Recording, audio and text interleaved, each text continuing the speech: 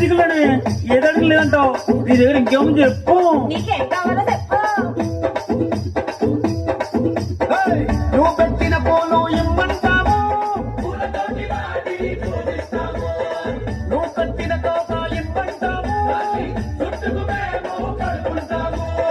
నువ్వు చేసిన గాజులు ఇమ్మంటావు,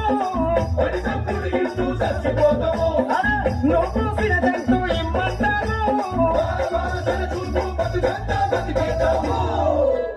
జిల్ జిల్ జిల్ జిల్ దిగలు రాగా వాటిని వేల పాటలో పెట్టాను రాజా.